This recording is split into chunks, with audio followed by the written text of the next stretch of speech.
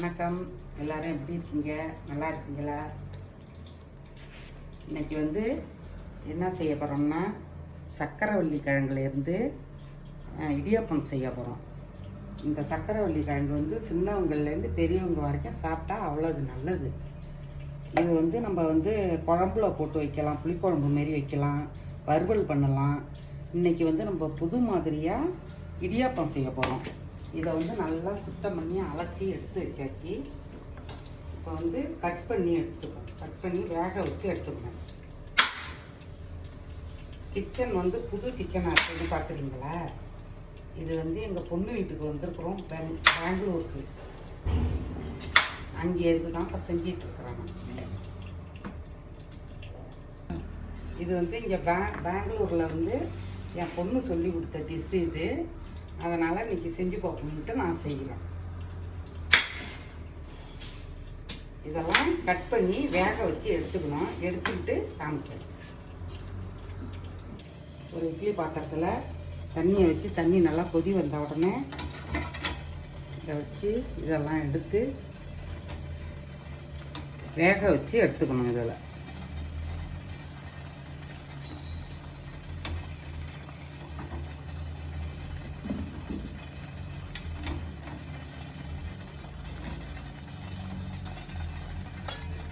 மூடி ஒரு 5 நிமிஷம் வேக வச்சு எடுத்துக்கணும்.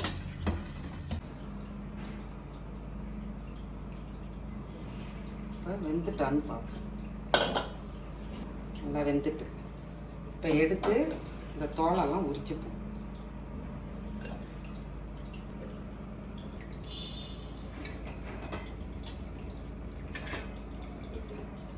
சுத்தமாக இப்போ தோலெல்லாம் உரிச்சிட்டு மசிச்சு எடுத்துக்கணும். மசிச்சு எடுத்துக்கிட்டு மறுபடி என்னென்ன ஜாமான் கலப்புறோம்னு காமிக்கிறோம், பாருங்க.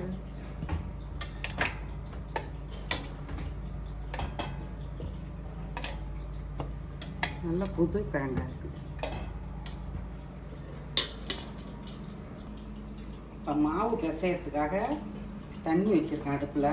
அது நல்லா கொதிக்கட்டும். அது அந்த மாவுக்கு தேவையான உப்பை போட்டுக்கணும். கொஞ்சம்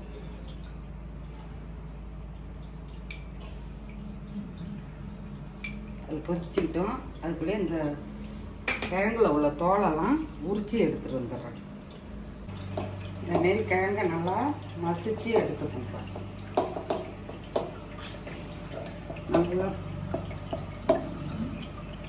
மசிச்சு எடுத்துக்கணும். மசிச்சு எடுத்துக்கிட்டு மாவு போட்டு, பச்சரிசி மாவு போட்டு செய்யணும்.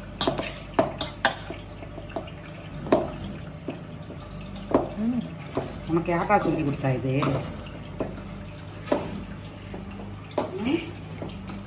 நான் ஒரு யூடியூப் சேனலில் பார்த்து தான் பண்ணேன். இது இந்த கிழங்கு 1/2 கிலோ. இதுக்கு ஒரு 1.5 கப்பு அரிசி மாவு போட்டுக்கோங்க. இதோட கப்பால 1.5 கப்பு.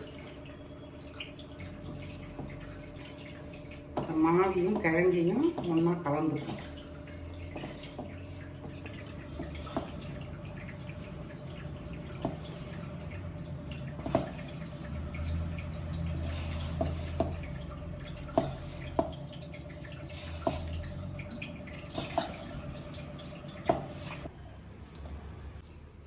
இதை இந்த மாவையும் கிழங்கையும் கலந்தோடனே அப்படியே புட்டு மாவு பார்த்துக்கு வந்துட்டு பாருங்கள். இதை பள்ளி வச்சு அப்படியே அவிச்சு எடுத்து சர்க்கரையும் தேங்காயும் போட்டு சாப்பிட்றலாம்.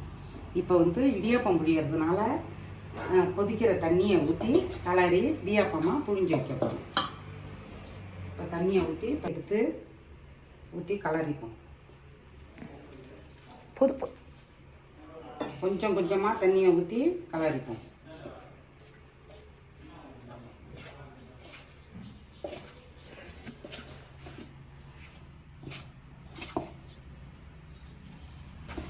அரிசி மாவு போட்டுக்கிறதுனால தண்ணி இழுக்கும்.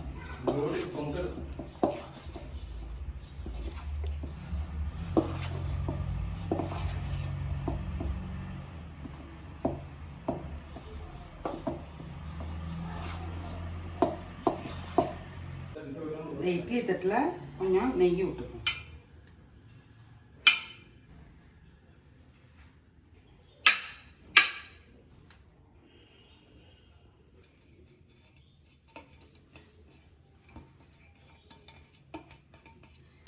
பெங்களூரில் எல்லாம் உறைஞ்சி போயிருக்கு.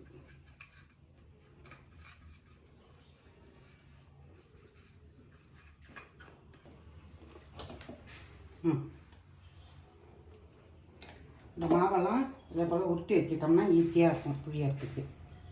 அதே போல் வச்சுருக்கேன். இப்போ உரலில் போட்டு புழிஞ்சிப்போம்.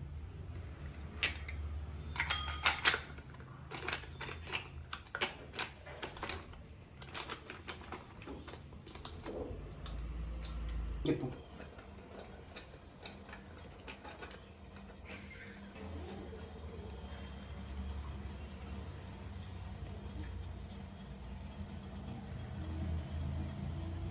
நல்லா சூப்பராக வருது.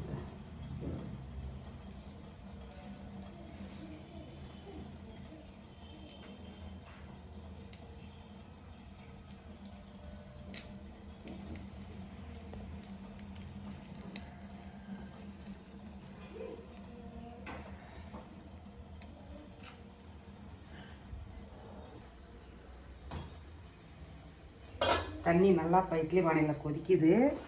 இந்த இடியாப்பத்தை எடுத்து அதில் வச்சு ஒரு நிமிஷம் 1.5 நிமிஷம் வச்சா போதும்.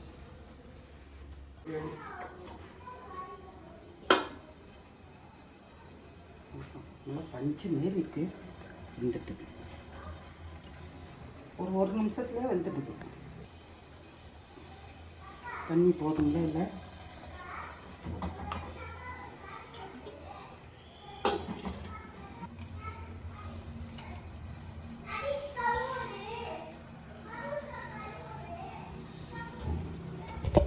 அரிசி மாவில் செய்கிறதோட எல்லா இடியாப்பத்தையும் புழிஞ்சி எடுத்தாச்சு.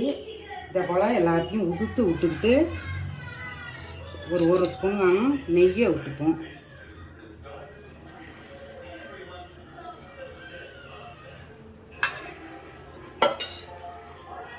தேங்காய் போட்டுப்போம். ஒரு தேங்காய் உடச்சி திருவி வச்சுருக்கலாம். தேங்காவை போட்டுப்போம்.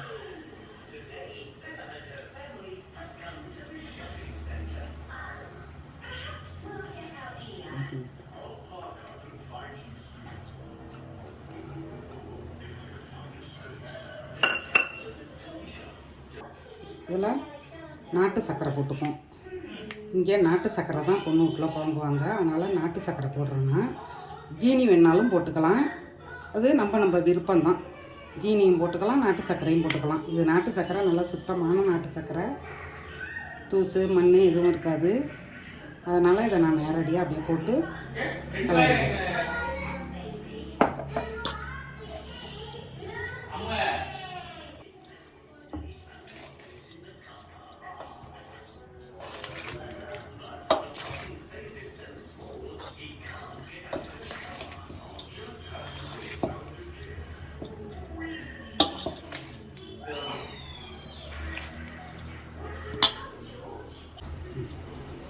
எல்லாத்தையும் வெல்லம், தேங்காய், நெய் எல்லாம் போட்டு கலரியாச்சு.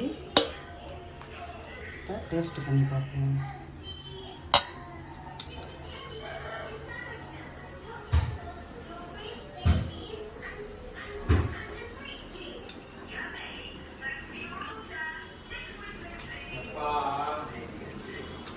சூப்பராக இருக்குங்க.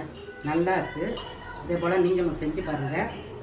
இந்த வீடியோ பிடிச்சிருந்தா ஒரு லைக் பண்ணுங்கள். நன்றி.